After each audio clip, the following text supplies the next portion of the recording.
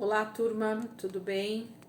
Bora lá para nossa leitura, mais um dia aqui com o Senhor e com a palavra. Vamos seguir nossa semana, né? Última semana dentro do Antigo Testamento. Hoje a gente vai finalizar o livro de Esdras e amanhã a gente já começa o livro de Neemias, né? Que é essa sequência aí dos acontecimentos em Judá e Jerusalém, com a reconstrução, né, e tudo mais. Vamos orar, entregar esse momento para o Senhor e a gente já vai começar aí nossa leitura. Jesus, muito obrigada por esse dia, muito obrigada por esse momento, Senhor. Eu glorifico ao Senhor pela minha vida e pela vida dos meus irmãos que aqui estão comigo nessa leitura. Jesus, que nós possamos cada dia mais, Senhor, ansiar por mais do Senhor, por mais da Tua presença, por mais conhecimento da graça e do Senhor. Todos os dias, Jesus, nós queremos isso, Pai. Queremos estar aqui com o Senhor, nesse momento tão precioso. Jesus, a nossa mente, o nosso coração precisa ser cada dia mais renovado pela Tua palavra. Precisamos, Senhor, dessa renovação que somente a Tua palavra pode dar para nós, a respeito de sofismas, de pensamentos que se tornam cadeias, Senhor, no nosso coração e na nossa mente, e que nos aprisionam, Senhor, nesse sistema do mundo, do pecado. Jesus, nos guarda, nos livra, Senhor, trazendo essa transformação para a nossa mente, no nosso coração e automaticamente nas nossas ações. Obrigada, Jesus, por mais esse dia, por mais essa semana. Nós te louvamos, Pai, em nome de Jesus. Amém, queridos? Vamos lá, então? Esdras, capítulo 7, 8, 9 e 10. Então, hoje nós vamos finalizar aqui o livro de Esdras.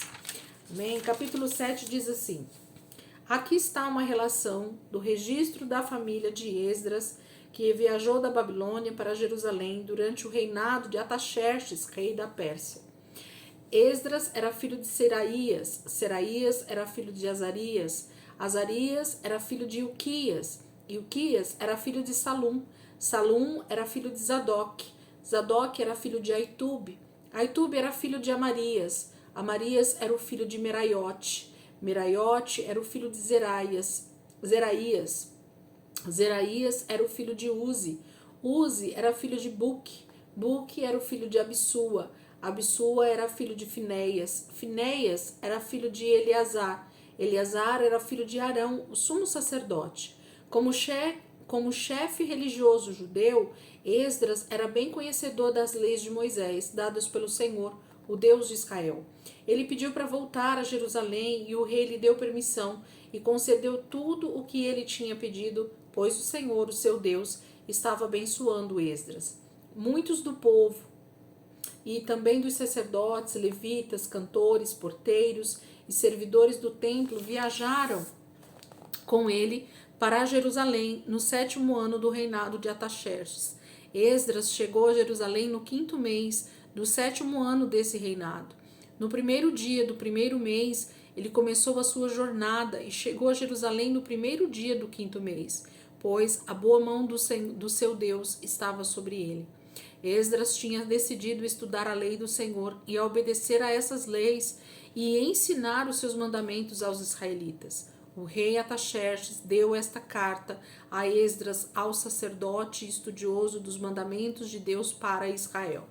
Ataxerxes, rei dos reis, para Esdras, sacerdote e escriba da lei do Deus dos céus. Saudações. Estou decretando que qualquer descendente de Israel do meu reino, incluindo os sacerdotes e levitas, pode voltar para Jerusalém com você.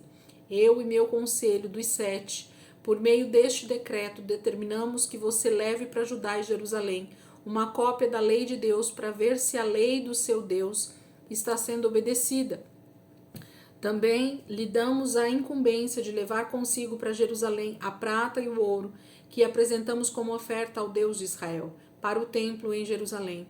Além de toda a prata e o ouro que você receber da província da Babilônia, você deve recolher ofertas voluntárias dos judeus e dos seus sacerdotes. Essas ofertas de prata e de ouro se destinam ao templo do seu Deus em Jerusalém.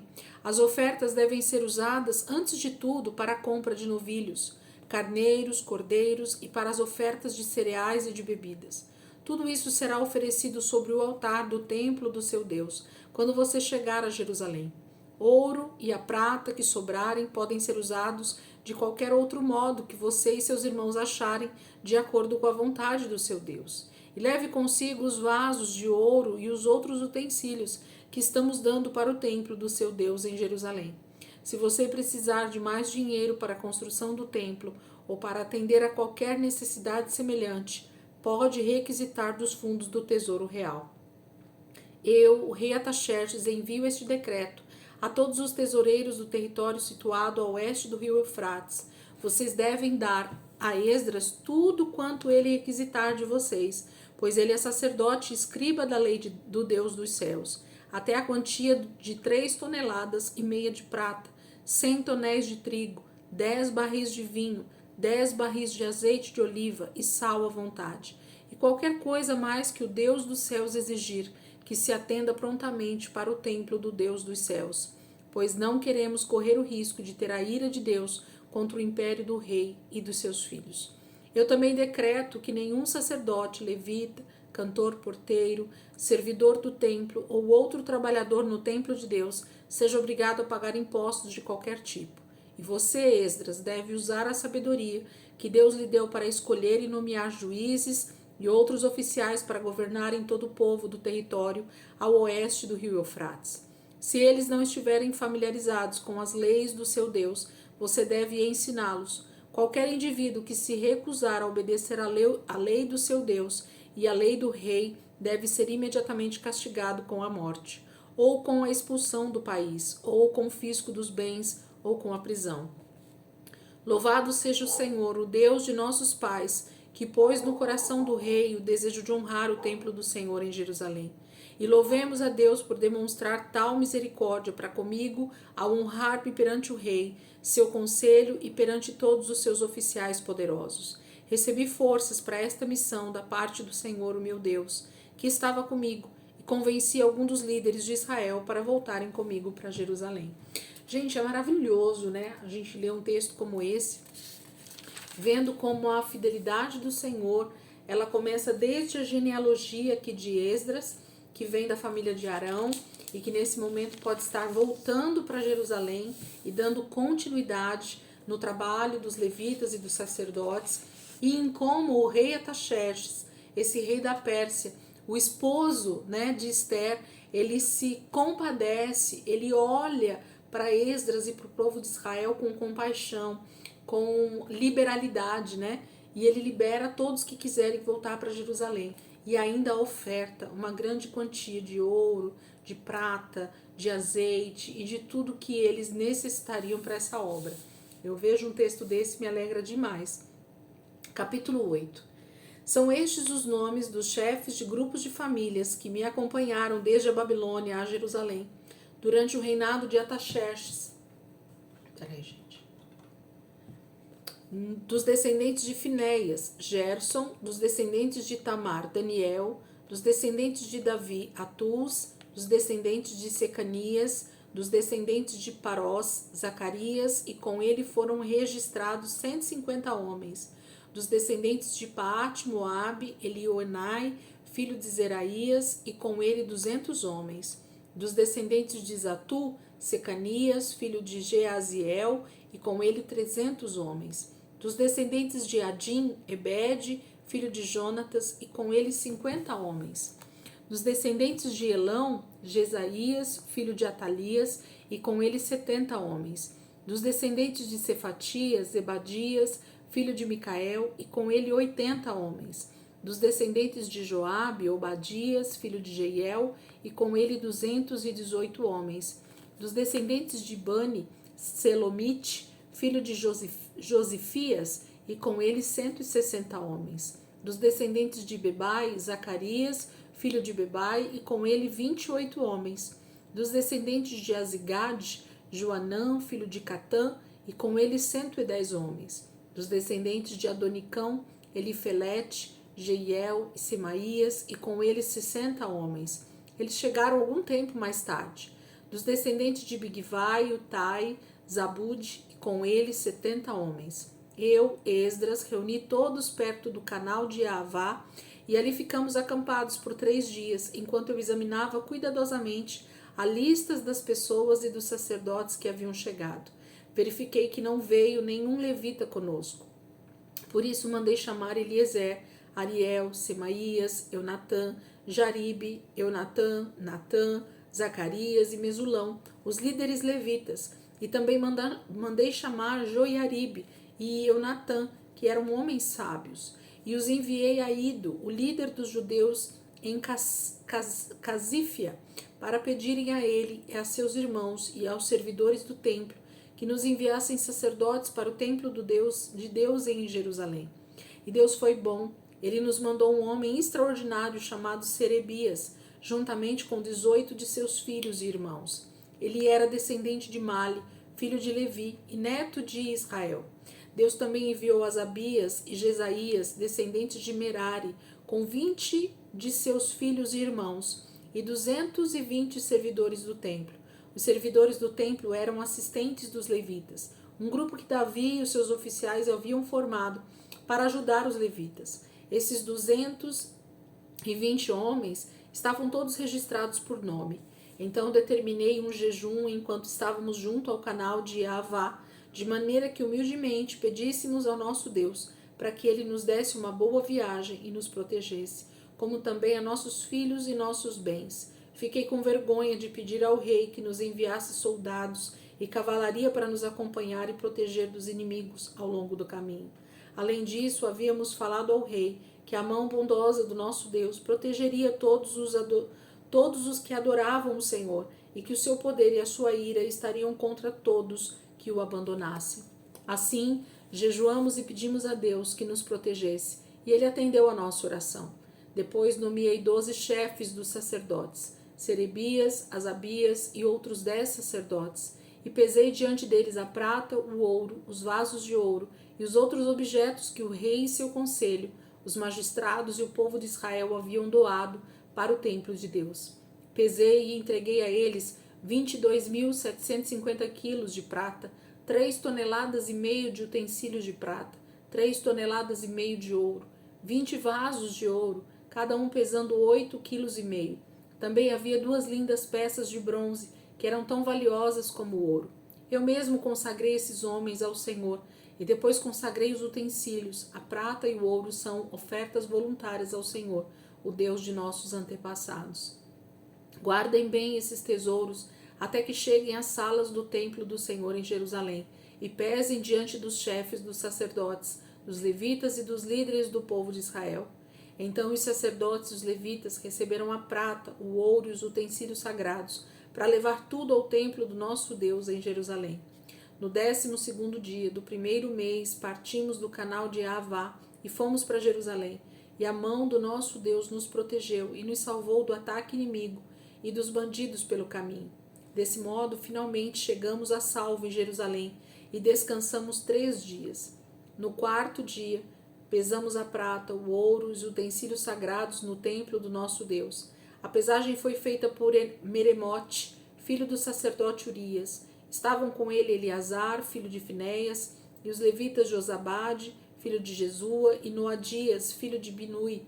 A prata, o ouro e os utensílios foram contados e pesados, e o peso foi registrado. Então todos do nosso grupo, os exilados que tinham voltado do cativeiro, oferecemos ao Deus de Israel sacrifícios queimados, 12 bois pela nação de Israel, 96 carneiros, 77 cordeiros e 12 bodes como ofertas pelo pecado. Tudo foi oferecido como sacrifício queimado ao Senhor.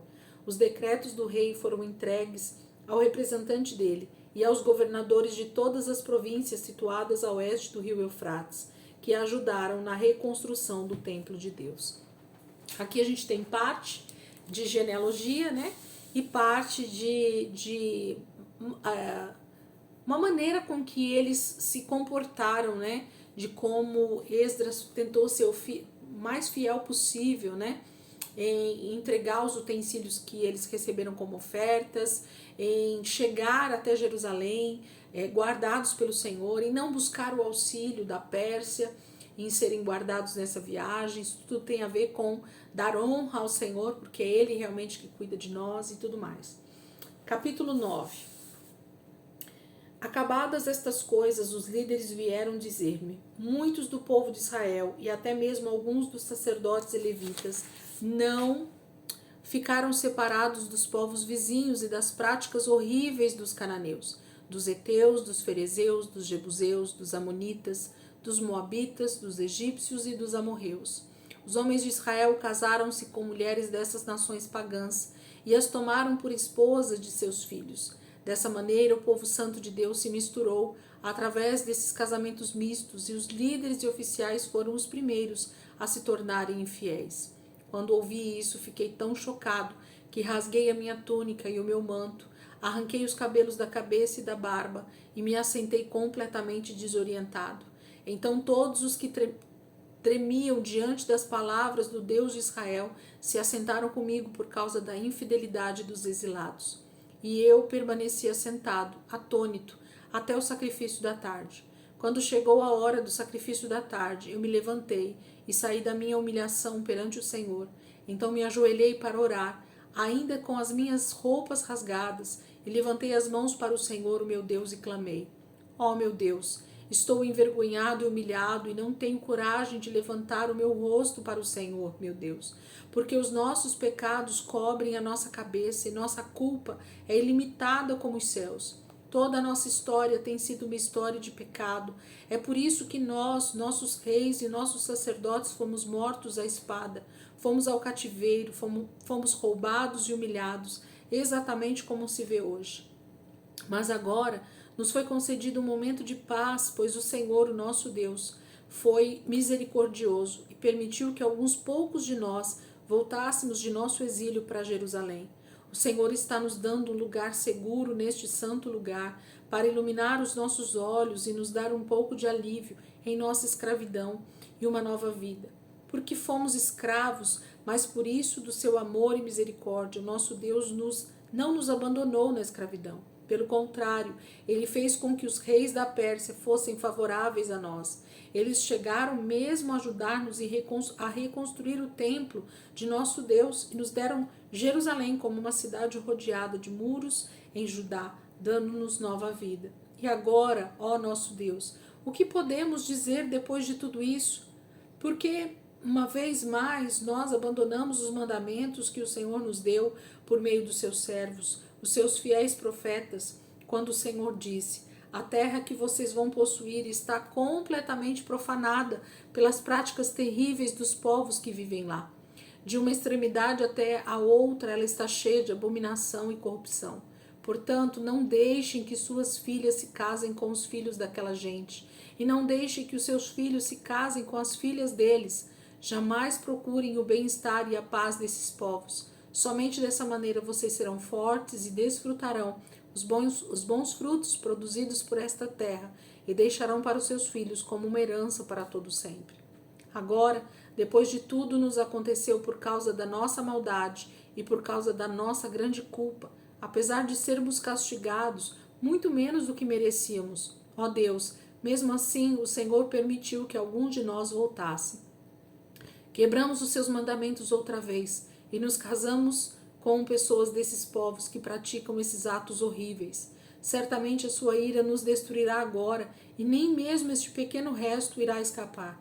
Ó Senhor, Deus de Israel, o Senhor é um Deus justo e até hoje nos deixou escapar com vida. Aqui estamos diante do Senhor com a nossa culpa. Não temos direito de permanecer na sua presença. Esdras está chocado, gente, porque a notícia que ele recebe é de que aquelas pessoas que estavam ali morando em Judá, em Jerusalém e nas cidades vizinhas, e alguns dos que tinham voltado do exílio já tinham se desviado novamente dos preceitos do Senhor e tinham se casado com mulheres cananeias, com mulheres daqueles povos que o Senhor havia dito que eles não deveriam se misturar. E aqui começa uma pequena história, mas que se torna grande lá na frente, que é justamente a questão dos samaritanos, né? Essa miscigenação, essa mistura entre os povos e as etnias ali em Jerusalém é o que deu origem aos famosos samaritanos, né? Que é essa mistura de judeus e outras nações, e que estavam ali em Samaria, debaixo do Reino do Norte, né? Então, Esdras, quando recebe essa notícia, ele fala: agora Deus vai terminar de nos matar. Vai matar o resto de nós que sobrou, porque novamente nós abandonamos a lei do Senhor, nós abandonamos os preceitos, os mandamentos do Senhor e fizemos aquilo que Deus falou que não era para fazer. Então, Esdras, nesse momento, está debaixo de uma tristeza profunda e ele ora, ele faz essa oração que a gente acabou de ler, entregando a vida dele nas mãos do Senhor, para que o Senhor fizesse aquilo que era justo. Capítulo 10. Enquanto eu, Esdras, estava curvado no chão diante do templo, chorando, é o último texto de hoje, né? Chorando, orando e fazendo esta confissão, uma grande multidão de Israel, homens, mulheres e crianças, ajuntou-se ao redor de mim e todos choravam amargamente comigo. Então Secanias, filho de Jeiel, da família de Elão, me disse: reconhecemos nosso pecado contra o nosso Deus, pois casamos com essas mulheres estrangeiras dos povos vizinhos. Porém, há esperança para Israel apesar disso, pois concordamos diante de nosso Deus em separar-nos de nossas esposas e mandá-las de volta com seus filhos. Seguiremos as ordens que o Senhor nos der e as ordens daqueles que tremem diante dos mandamentos do nosso Deus. Obedeceremos às leis de Deus. Tenha coragem e diga-nos como devemos proceder e cooperaremos em tudo. Portanto, anime-se e mãos à obra. Então Esdras se levantou e exigiu que os chefes dos sacerdotes, os levitas e todo o povo de Israel jurasse que eles fariam conforme Secanias havia dito. E todos eles juraram. Depois Esdras retirou-se de diante do templo de Deus e entrou na sala de Joanã, filho de Eliasibe. Ele passou a noite ali e recusou todo o alimento e toda a bebida, pois chorava por causa do pecado de infidelidade dos que voltaram do cativeiro. Depois disso, foi feita uma proclamação por todo Judá e Jerusalém, para que todos os exilados comparecessem em Jerusalém. Os líderes e anciãos tinham decidido que qualquer pessoa que se recusasse a vir no prazo de 3 dias perderia todos os seus bens e seria expulsa da comunidade dos que voltaram do exílio. Dentro de 3 dias, todos os homens de Judá e de Benjamim chegaram a Jerusalém, e no 20º dia do 9º mês, todo o povo estava assentado no espaço aberto que há diante do templo. Eles estavam tremendo porque o assunto era muito sério e por causa da chuva pesada que caía. Então o sacerdote Esdras levantou-se e lhe disse: vocês pecaram porque se casaram com mulheres estrangeiras, aumentando a culpa do povo de Israel. Confessem os seus pecados ao Senhor, o Deus de seus pais, e façam o que ele ordenar. Separem-se dos povos pagãos ao redor de vocês e das mulheres estrangeiras. Então todo o povo respondeu em alta voz: faremos o que você disse. Mas isto não é coisa que se possa fazer em um dia ou 2, pois há muitos de nós envolvidos nessa questão pecaminosa. E está chovendo tão forte que não podemos ficar aqui fora por muito tempo. Deixe que nossos líderes organizem os julgamentos para nós. Todos aqueles que tiver mulher estrangeira virá num dia combinado com os anciãos e os juízes de sua cidade. Então cada caso será decidido e a situação será resolvida, para que se afaste de nós a ardente ira de nosso Deus, por causa de nossos pecados. Somente Jonatas, filho de Azael, Jesaías, filho de Tiquivã, Mesulão e Sabetai, o levita, se opuseram a isso. E assim fizeram os que voltaram do exílio. Então o sacerdote Esdras escolheu alguns homens entre os chefes dos grupos de famílias como juízes, e o trabalho começou no 1º dia do 10º mês. No 1º dia do 11º mês, terminaram de examinar todos os casos dos homens que haviam se casado com mulheres estrangeiras. Esta é a lista dos descendentes de sacerdotes que se casaram com mulheres estrangeiras: os filhos de Jesua, filho de Josadaque, e seus irmãos, Maacéias, Eliezer, Jaribe e Gedalias. Eles fizeram voto de separar-se de suas mulheres e reconhecerem sua culpa, e cada um ofereceu um carneiro como sacrifício. Dos filhos de Imer, Anani e Zebadias. Dos filhos de Arim, Maacéias, Elias, Semaías, Jeiel e Uzias. Dos filhos de Passur, Elioenai, Maacéias, Ismael, Natanael, Josabade e Eliasa. Dos levitas que eram culpados, Josabade, Simei, Quelaías, também chamado Quelita, Petaías, Judá e Eliezer. Dos cantores, Eliasibe, Dos porteiros, Salum, Telém e Uri. Esta é a lista dos demais israelitas que foram declarados culpados. Da família de Parós, Ramias, Gesias, Malquias, Miamim, Eleazar, Malquias e Benaia. Da família de Elão, Matanias, Zacarias, Jeiel, Abide, Jeremote e Elias. Da família de Zatu, Elioenai, Eliasibe, Matanias, Jeremote, Zobade e Aziza. Da família de Bebai, Joanã, Ananias, Zabai e Atilai. Da família de Bani, Mesulão, Maluque, Adaías, Jazube, Seal e Jeremote. Das famílias de Pate, Moabe, Adna, Quelau, Benaia, Maacéias, Matanias e Bezaleel. Binui, Manassés. Da família de Arim, Eliezer, Isias, Malquias, Semaías e Simeão. Benjamim, Maluque, Semarias.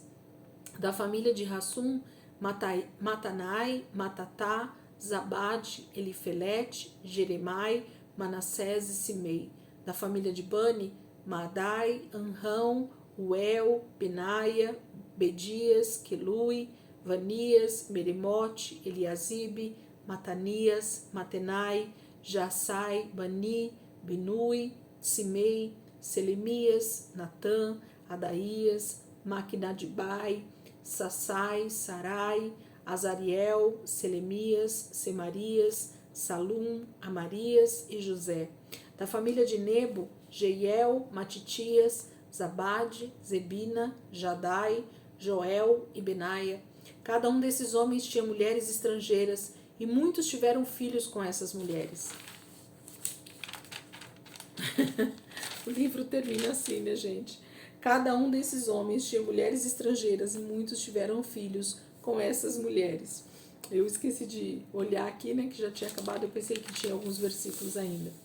Mas o texto do capítulo 10 mostra essa genealogia, ou essas pessoas, na verdade, nessas famílias, esses homens que eram sacerdotes e levitas e que infelizmente tiveram que se separar das suas mulheres estrangeiras para acabar com a contaminação de casamentos, né?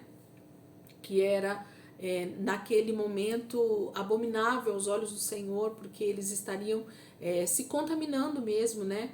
Entre esses casamentos e dariam gerações de filhos que não eram judeus legítimos, né? E que não poderiam também ser sacerdotes e levitas legítimos, porque a família de Arão tinha que estar totalmente consagrada ao Senhor.